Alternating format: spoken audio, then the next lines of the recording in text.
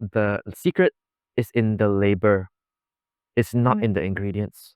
I see. Meaning how you process those ingredients, how you understand your ingredients is more important than the best quality ingredients out there.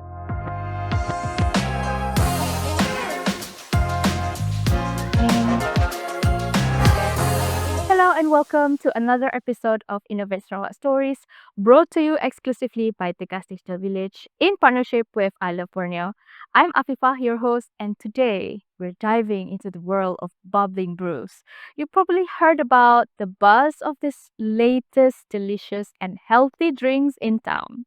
So today we'll be chatting with 𝗦𝗿𝗄, the co-founder of Kombucha, a company that rooted in kindness, brewing difference daily. Welcome to the studio, This time Melvin. I'm very excited to be here. Thanks for having me. Okay, so one questions before we start. Have you take your daily dose of kombucha today? Oh yeah, before I came. And I brought some for you guys today. Oh, thank you so much. That's so nice of you. You're welcome. Yeah. So before we go deeper into our conversations today, perhaps you can introduce yourself a little bit and what's all about this Kombucha. What would you like to know specifically? Everything about you. I don't think we have that much time. But Okay. let's see. I think we'll start with the why. I think that most people who maybe are listening to this, who know about our story, are familiar with why we started. For the privilege of everyone who we've yet to meet, I'll explain it also again. So kombucha is what we do in terms of what we brew. It's our only product in kin, and I think for the foreseeable future, it will be one of the staple products in there. But we are not really a kombucha company. We are a company that's rooted in kindness. So we're here to create a different kind of world. Kombucha just so happens to be how we do it. Okay. Myself and my business partner, Jeanette, both of us started it in 2021 in December, where we soft launched. And that was just a passion project that grew a little out of control beyond our expectations. Coaching people are a different breed. They look at something and they see the people behind it working really hard at it, and they throw their support in your corner, and we respected and honored that opportunity to expand bigger than a passion project. And then 3-4 years later, we are now one of, I would say, Sarawak's cult favorite kombucha brewery that isn't a kombucha Okay. company. And we'll get into more of that, I'm sure, as the interview progresses and the podcast progresses. But that is a good nutshell to understand, I guess, who we are. Alright. That's like a nice little brief to our introductions today. So, okay, so you're saying that your company is not a kombucha company. So, can you explain more? Like, can you elaborate more on why it's not a kombucha company? But Yeah, for sure. And yeah. it can be a little bit confusing in Okay. turn people's heads. I was like, what do you mean? You have one Yeah. product, What do you which is mean? the kombucha, but you're not a kombucha company? Yeah, it's a very common question. And we've purposefully been not saying that for the past 3 years because we wanted to be very, very subtle in the way we communicate that, only to reveal it this year, actually. So we are a lifestyle media company. So what we mean by that is that we actually create a different form of content online, content that is geared and designed and curated for a different kind of world. So imagine content that you can consume online, which is not manipulistic, not trying to sell you anything, not trying to get your attention against your will, not trying to keep you addicted to your phone. One that doesn't make you feel like missing out, but you feel like you are included inside a community of shared values. So we do that using kombucha as a medium. So kombucha is something that both Jeanette and I fell in love with making in 2020, 2021. And it was just meant to be a passion project. Kombucha, to myself, is a solution out of an addiction for me. But that sort of became other people's solutions too. And so when that happened, we decided to use kombucha as a medium to create a company that stands for something more than kombucha. It just so happens to be the medium right now, which means that in the future, it might be a totally different product. It can be another product. It can be a digital product that still upholds the values of kindness, still upholds the values of difference. And right now, we are using kombucha as our silver bullet product that is both kind and different as the forefront, something people can hold with their hands. When I say lifestyle media company, people cannot hold lifestyle media without something. And so that kombucha bottle or this bundle became a medium for us to transmit our brand values. I see. I see. So, okay. So perhaps for our audience out there, for Sarawakian audience, some of them maybe know kombucha, some of them might not. So can you tell us a bit about what is kombucha? Some people might know it as tea, but what is it exactly? Okay, so kombucha is relatively new in Sarawak, and I think it does beg a explanation.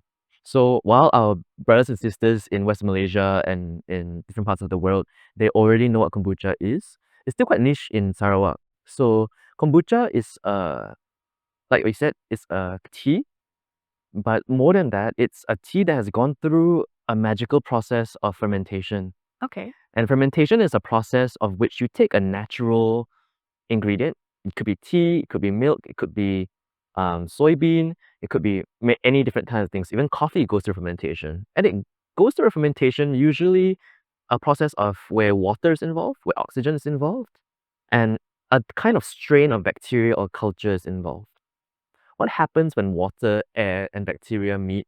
Usually, what we know is for food, it goes bad. Yeah. Mold Yeah. happens, and then you can't eat it. With fermentation, the strain of bacteria that affects the food or affects the product or material is a beneficial kind, which means instead of making it go bad, it preserves it. So Okay. it's an art and science to it. It's both, where it takes its original base, let's say it's tea for kombucha, and it adds flavor compounds to it that will never be present otherwise. It will never be present otherwise without the fermentation process. I see. So tea contains different flavor compounds. And then when you ferment it with water, with culture, and with air, it produces aromatic compounds, it produces flavor compounds that produces a totally different flavor at the end goal. Some of these compounds are what we call probiotics. So probiotics are essentially, in simple terms, beneficial bacteria for your gut. Your Yeah. gut's your digestive system all the way from your mouth up Yeah. until your intestines. And so the more of this bacteria in your body, the better your digestive process will be, generally speaking. So if you can imagine yogurt, it's a very well understood fermented product. It's when milk goes through fermentation. You add a culture to milk to become yogurt.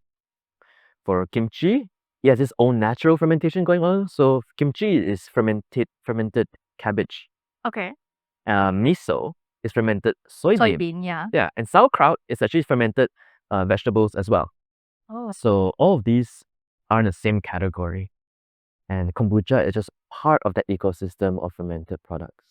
I see. So I think this is also like part of Mm. beneficial kind of healthy drink for people who have like gut health Yeah, I would say so. problem. Yeah. Did you like, experience yourself any changes in your life or any changes in your health after you consume kombucha? I think for me personally, it's not so much that it's a magical drink once and become totally different kind of drink. Okay. For me personally, it was more of a lifestyle change. So some backstory is that when I was working in Australia 2020, I was addicted to soft drinks. Okay. So kombucha was a solution out of that for me. Sprite, I love Sprite, and I think it's one of the best. Sprite can be combined with everything. I know. I think it's still one of the best soft drinks in the world, and I'll still stand by that. But it was a problem for me because I was drinking it when I was thirsty, when I wasn't thirsty, when I was happy, and when I was sad. 24/7. 24/7. So I always have like 2 bottles in the fridge, always chilled, ready to go. And it was becoming a problem because I was getting restless. My hands were like shaking. Because of And the sugar. sugar The overload. sugar. My Yeah. energy levels were all over the place. And it was a big issue. I was like in my early 20s back then. And so I needed a solution. I went cold turkey, say, Mel, you cannot keep doing this. You're becoming an adult. You need to drink water, more water. So I just cut all the Sprite and drank water. And that lasted a very long period of 3 days. And Okay. after that, I felt the craving come back. And I was like, okay, I need the fizz. The fizz is missing. So in Australia, you can get sparkling water for really cheap, like a whole bottle for like 99 cents. Oh, okay. And so I used that as a replacement. And that lasted probably another 2 or 3 months longer. And then I was missing the flavor. I was like, I need the flavor to be there, not just the carbonation. So I ended up buying Ribena. Or like I bought all the cordials. I just added myself inside the fucking water. And it became the same thing. Even worse actually, because I then could add more cordial to the sparkling water. It's still sugar. It's still sugar, yeah. So my problem wasn't really solved. And so I told myself, what can I do? I was craving it again. So I thought to myself, what do I like? I can't appreciate coffee, but I love tea. So I was thinking to myself, if only I can make tea carbonated, then my solution will be solved. And so I've heard of this kombucha thing a few years ago prior to that experience. So I went to the grocery store in Australia. There's plenty of kombuchas, and I tried all the ones on the shelf. When I tried it, I was like, this is disgusting. I will never drink kombucha. But then I saw the ingredients. It was just 3 or 4 main things: tea, organic cane sugar, and kombucha culture, whatever that was. And if there's flavorings, there's peach or mango or whatever. Then I was like, surely I can make your better, own. my own. But wait, why do you say that it's disgusting in the first place? Oh, I think I'm not alone when I say this. Like regular kombucha that you can get elsewhere, like if you're listening to this in Malaysia, in like the Jaya grocers, the Everrices, everywhere else, you can get kombucha everywhere. Yeah. But very rarely you get a kombucha that you truly love. The kombuchas that are out there, not naming names or anything, I think they go through a process where either they do not understand fully the science of kombucha and how to maintain and preserve flavor, or they are doing it purely for business until they just want to get the best margins. The flavors that come out of the products in those bottles and cans, they are number one, they're very light in flavor. When I say light, I don't mean in a good way. I mean in the way where it tastes like water. And when kombucha just tastes like water, if you add fermentation to it, it tastes like vinegar after. And so the whole concept of kombucha is using tea. But then if you don't taste the tea flavor, and then a lot of it leaves a lot to be desired, I would say. It's fizzy. I'm pretty sure it's still healthy for you. No shade to all the other kombucha brands out there who are doing their best, I believe. It's just that the flavor is missing, and that reveals itself in their understanding of the art form, the science of kombucha. How well do you understand each flavor? If you truly understand every flavor of kombucha and how kombucha is like, every bottle has a different shelf life. It's not a general 3-day, Not like 12 months. like you put an expiry date and Correct. yeah. And I think you would be hard pressed to find kombuchas out there which has a very different shelf life for every different flavor. It's always 2 weeks. It's always 1 month. 4 days after opening. It's always a general rule, which is fine. But it does communicate to me that they may not have that very intimate process and understanding with their kombuchas, which is what we try to do with ours, is that it's completely different from any other brand. out there, the experience is significantly different. Significantly different. Okay. Yeah. This discussion is getting interesting. So I would love to know about your kombucha. We were talking about the commercial, how it tastes like very light, as you say, like it's just doesn't feel right for some people. Even me, for myself, if I buy the kombucha at the supermarket, I don't really feel like it's just like another fizzy drinks for me, even though it has its own like taste profile different from the carbonated drinks. But I think, shall we do some introductions on your kombucha? For sure. Yeah. And I guess just to add on from before we try ours, the flip side is also true. Instead of being too light, it can be too heavy. Yep. And so this is also when kombucha goes through a process called over fermentation. And this is very common in all of kombuchas out there, is that when it passes the amount of time it needs to ferment under certain conditions, it becomes too sour. Yeah. And that's the kombucha actually people are more attuned with. The one that is too sour, and people relate it to apple cider vinegar. And that is also why people actually don't like kombucha, where they think it's not for me, maybe it's too strong, even though it's healthy. Yeah. And so I'm very geeky about the kombucha. I won't go into like that geek mode, but what I will say is that, unless you want me to, but what I will say You is, can just say. what I will Really say in this podcast. I mean, I'm. you gotta hold me back, man. Yeah. Like but our kombuchas, they go through a process of 3 fermentations. I Yep. think this is it's not a well-known process for kombucha. So I think that's one of the differentiators for our kombucha, is we go through another step of fermentation where most people stop at the second step. And this third step brings brightness and complexity and clarity into the brews, which you would otherwise lose if you don't spend that extra time there. Okay. So our kombuchas, they have 3 different bases. Bases means a different kind of base tea. So there's black tea, green tea, oolong tea. There are 5 teas in the world, and the other 2 are more special.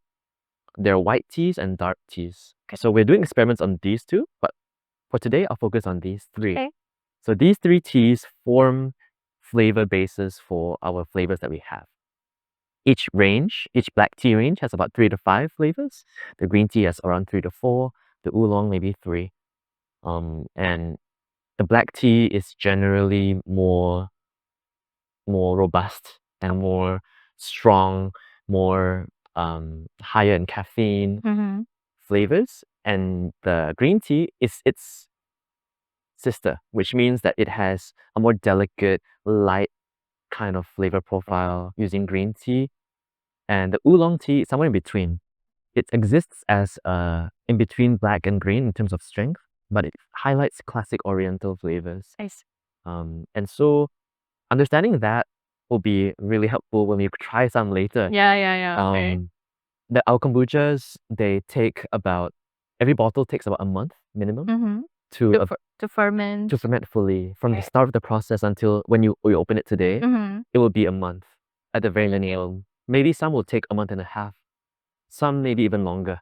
So So the longer the period that you ferment, is it the better, or it depends? It depends.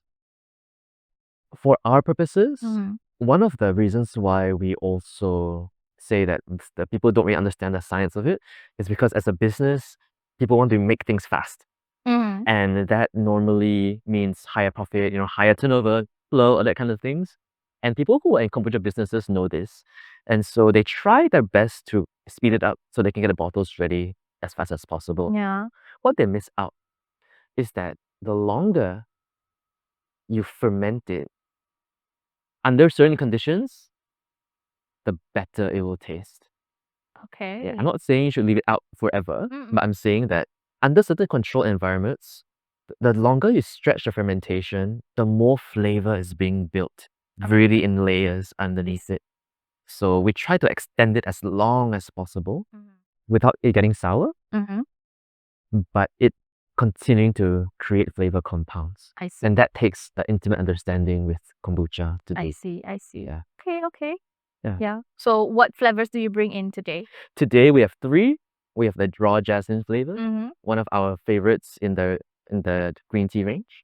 We also have the raw original, Okay. which is our OG raw ori black tea range one. And that's my personal favorite. It's a malty honey-like flavor. And the jasmine is like a sister. So it's like a more delicate, fragrant, floral kind of experience.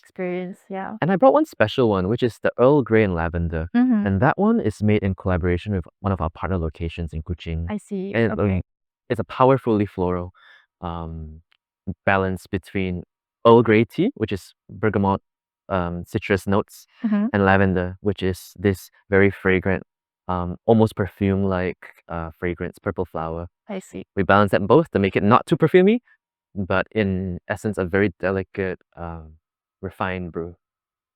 Yeah. Fine. So Fine. Yeah. we can try the Yeah. we can try some of them today. The jasmine is what we can open first. And then we can try the rest in like after this one. Yeah. Sure. Whichever you feel like you want to show to me. Yeah. Because I would really love to taste one of your kombucha. We'll try some of this. Okay. So this one is raw jasmine. Yeah, that's our raw jasmine flavor. And it is the base flavor for its also adet and like abang in the range, which means that it has a passion fruit and yuzu rather, and it has a watermelon and rose sister as well that's using this base to create. I see. What we're tasting now is kombucha in its mostly unfiltered form.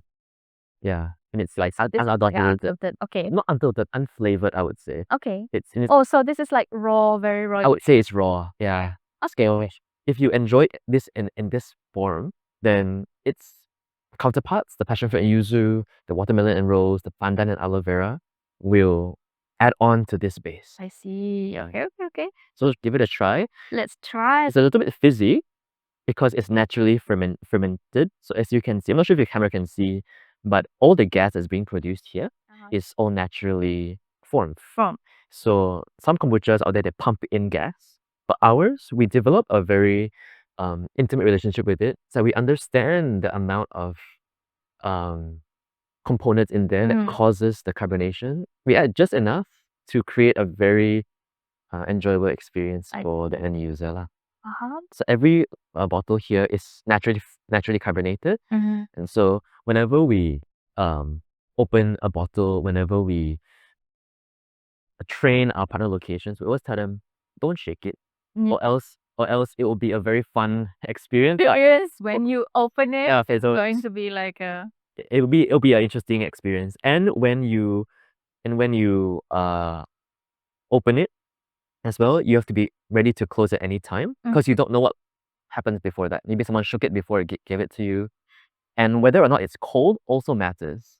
When it's cold or chilled, then carbon dioxide, I'm being a bit geeky here, carbon dioxide then gets reabsorbed back into the liquid because it's more soluble at colder temperatures. So it doesn't fizz up as much. I see. At room temperature or hotter, carbon dioxide becomes less soluble and it becomes expressed into the air, of which when you open it wants to escape instead of being contained in the liquid. In the liquid, yeah. So today what I brought was actually unchilled kombucha. So you can see that the gas levels is quite high. And so this means the carbonation wants to escape. But if I were to put this in the fridge maybe 2 hours before, and then it will sort of have a little bit of carbonation outside, but a lot of it will stay in the liquid. I see. So I'm going to try my best to actually quickly pour kombuchas before it actually overflows. It's still quite a calm one. I just don't want you to need to ruin this nice white table here. So we can pour about... Oh, I can see here he already prepared for us. Yeah. Like a cute little... Yeah, these are orange dehydrated citruses and some fresh thyme. It goes really well with this particular flavor. Okay. I actually clapped the thyme before I put it in, so it released a lot of the essential aromatic compounds and oils in there. Okay. The lemon and the dehydrated citrus slices are there to enhance the sensory experience of drinking. And this is how it's normally served at all our partner locations lah. With a fresh herb garnish. Different flavors have different garnishes. Some has rosemary, some has mint. As long as it's like herbs. Yeah, as long as it's fresh, it looks natural, and it's the experience that we're after. Shall we try some? Yep. Shall we? Cheers. So we're going to try this. Raw Brewing. definitely.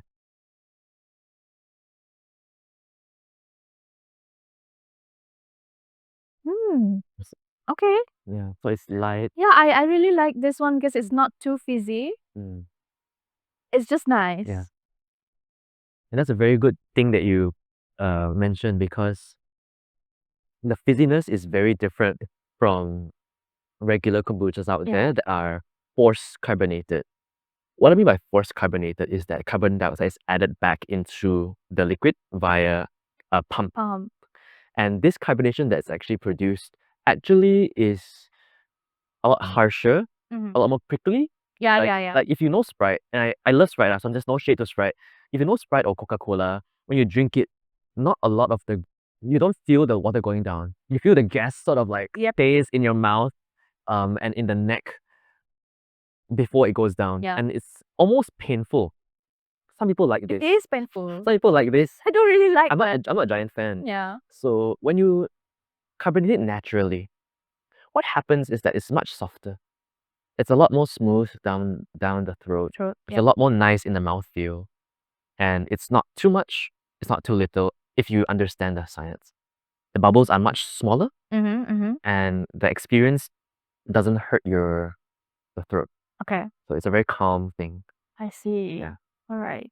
So we're talking about the way how you ferment the kombucha and everything. So for your kombucha, what makes your process, or is there any innovations that you think that you can share with our audience with your kombucha? I think a lot of it comes down to how much a brewer is willing to be intimate with his craft. Okay. Innovations, I think kombucha it predates us. Means that this is a drink of our ancestors. Okay. It existed before, in centuries before. So it was only recently rediscovered by the West before it made its way back in the Southeast Asian market. This was about 15 years ago. So it comes to innovation. Kombucha is a traditional drink, but how it's being reintroduced is where I think the real innovation is. I mean, kudos to the States and UK for bringing it back to life. And then kudos to the current brewers these days that use different methods, different kind of new flavors, different fruits and spices and herbs to flavor and create totally different experiences. What we do is not to play too much with its flavors that we add to it. Like you can add anything to it and make it taste good. You know, everybody loves strawberry, everybody loves blueberry, everybody loves passion fruit. Any fruit, Yeah, you just flavor. latch on that to your kombucha and it will taste good yourself. Yeah. We're not that kind of company where we actually look at the tea. The teas we use, to the sugars we use, to the amount of time we spend in our brewery to understand kombucha, to understand the ferment, is what I say would differentiate us from a lot of the kombucha breweries out there. Purely on kombucha front. Again, we're not a kombucha company, but we still care a lot, right? So I guess our process, while I can't reveal a lot of the things, I'm not allowed to. Okay. The secret is in the labor. It's not in the ingredients.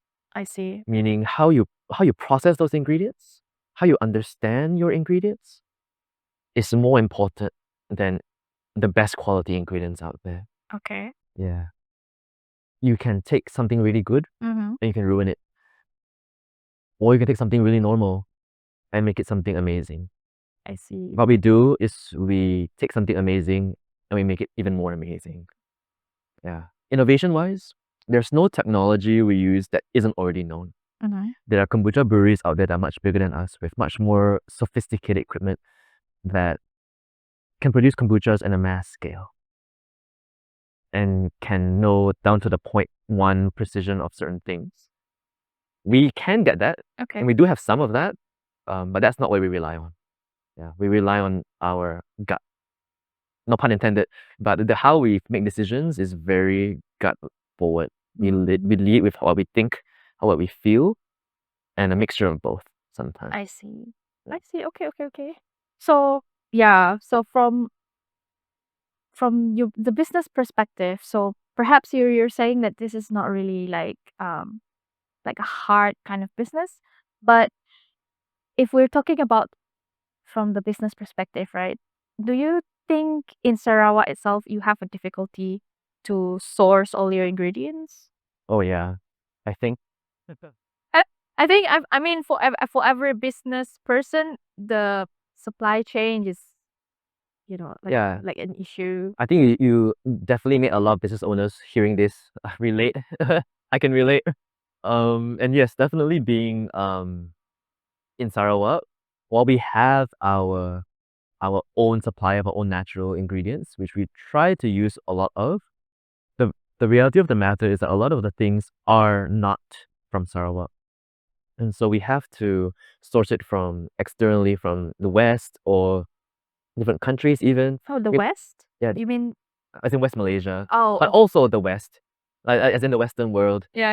and even the Eastern world in Japan. We have a flavor called passion fruit and yuzu. There's nowhere else to get yuzu besides Japan Yeah. and Korea, but like that area, we have to source it directly from Japan, I see. and it's not cheap. What we are blessed with is that Sarawak culture is a culture very much founded on the foundations of kindness, which is what we are for, what our company is all about. So we have experienced overwhelming level of support, not only from customers, but from our suppliers. Okay. And our logistic partners, our supply chain experts. We're in a world where everything's so competitive, but Sarawak sort of exists within this bubble where people still care for each other. Like, like you Sarawak for Sarawakians, you jaga orang sendiri. So it's like this kind of familial community situation where, I help you, you help me. It's like a giant kampong I see. where we have experience, although it's quite tough to do business, but if you care for another business, the business will give you back 10 times more. And so that's the whole foundation and principle of who we are. And that's how we managed to get past that supply issue or Sarawak being, lacking in a few things. But we make up for it in our camaraderie and our ability to huddle together and solve it together instead of, you are your own, I'm my own, And so that's the blessing I would say that surpasses the convenience of being in a metropolitan city or city that has a lot more resource. Okay. So, all right. So, recently, you are actually the recent winner of the 𝗕𝗽𝗄 Accelerator Bootcamp Batch 7 2025. I would say congratulations first for you and Kin Kombucha.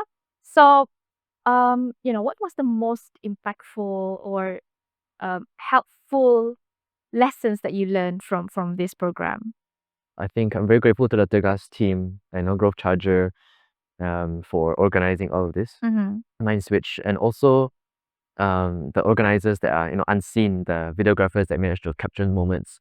The most impactful one moment that I would imagine is probably a session by one of the trainers. His name is Brandon, and he mentioned a very simple thing about business model and actually your ideation process, market validation. Whether you actually solving a problem. Are you really solving a problem?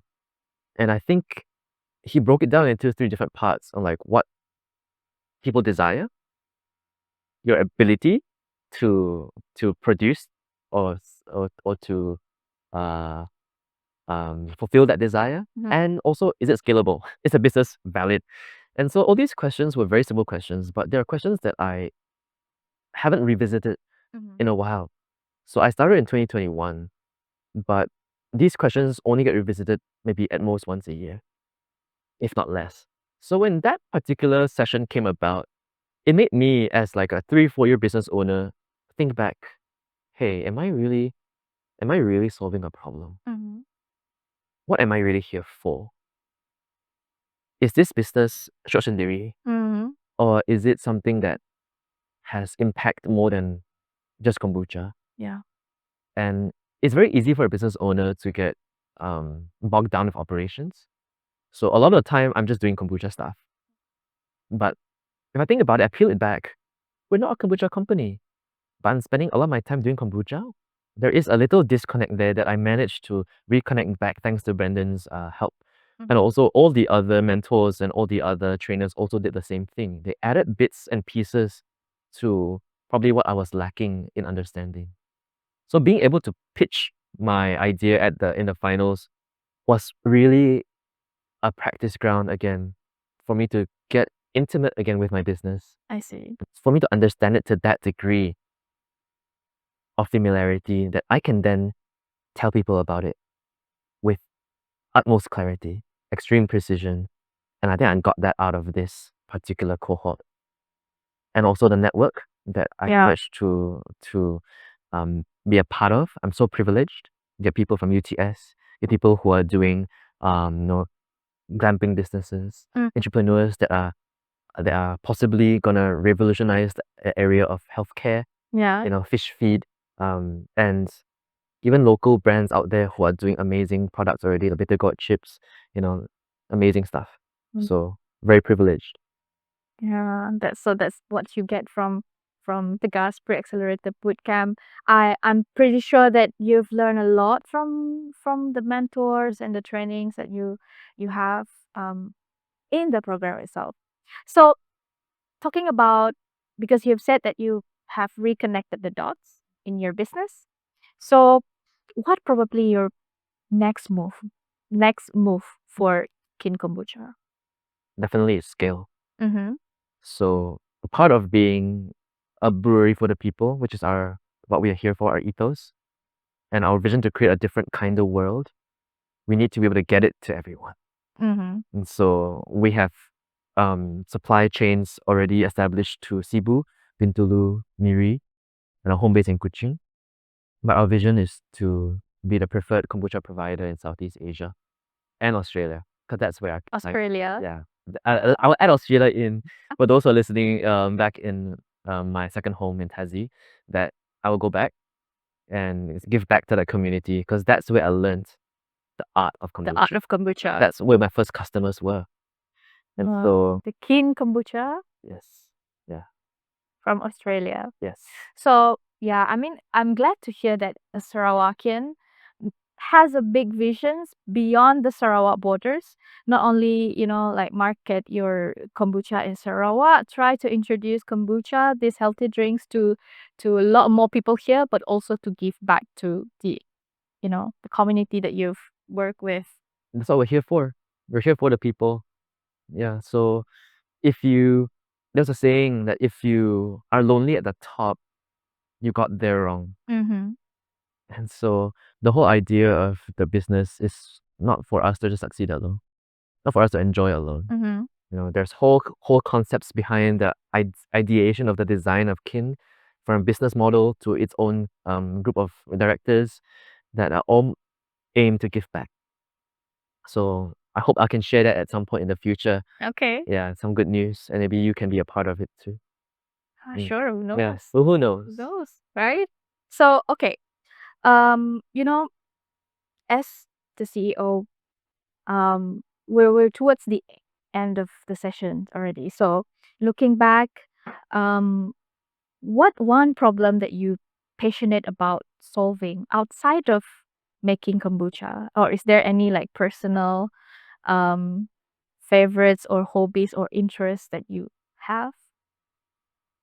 So you're asking me two things. One is Two things. you're asking me what kind of problems am I passionate about solving? Yeah, And outside of doing kombucha. I think it largely again stems to the purpose of the company. So we are not here to produce kombucha, right? So very little of my problem solving needs to be focused around kombucha. I have trained and trusted brewers to be able to produce excellent kombucha already. I want to give that hat back to them. The problem that I foresee that Kin is here to solve is that our world can benefit from being a lot kinder. Our world can benefit when communities thrive by being kind to each other. And when I say community, it's a very thrown around word. I don't like saying it these days, but when I mean by community, I don't mean just customers making good decisions for themselves. I mean businesses being kinder to each other. When you ask for a business for help, how willing is that business to help you? When you ask a business for advice in a similar industry, how willing are they and how truthful would they be? This is the problem that I see in the business world. I mean businesses to customers, how are you getting your customers to buy your product? Are you giving them or promo GMAT, use this coffee 50% off Black Friday and in 3 hours? These kinds of tactics work, but are they being kind to the customer, or are they making customers feel less than to buy your product, making them feel that they'll miss out if they don't get it in the next 6 hours? Um, um, I'm not saying all these are bad, but the inherent problem with this is that it's always very self-serving. The world we live in has developed over centuries and millennia a nature of being very selfish and being very hard to give something without getting something in return. And so we're here to create something different because we believe that, that what we do more often becomes a habit and becomes a norm. And we're here to create a different normal where kindness is no longer the exception to the rule, it is the norm. No longer we see someone having trouble crossing the road and that becomes a nice thing to see when someone helps the auntie or uncle cross the road. You'll be like, oh, that's so cute, that's so nice, that's so kind. That should be the norm. That should be the norm, right? That shouldn't be like, oh, that person is so good-hearted. Something that you impress with because Correct. everyone needs everyone needs it. Yeah. When we see someone trip, the normal thing to do, the accepted thing to do is let them get up on their own. If you help them up, you're being kind. They're being so good. When did that ever become the normal? And so that is the world we're trying to build, and that's what I'm more passionate about, more than just kombucha. I see. Okay. To make the world a better place to live, to make the kindness a norm among all of us. Yes. Right. So, to wrap our session today, one more question is that you say your kombucha is brewed with kindness, right? So if kindness has a flavor, what would kin kombucha taste like? What would that kindness taste like? A dramatically enjoyable experience. You dramatically enjoy your experience. That's the flavor that we would say we have. And we guarantee every bottle, no matter the label, will deliver this for the person drinking it.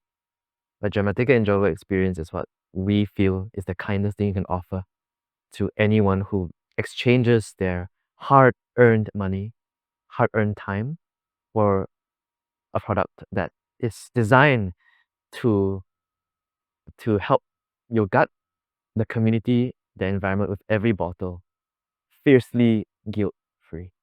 That's the story for Kin Kombucha and also from the co-founder itself, Mr. 𝗦𝗿𝗄.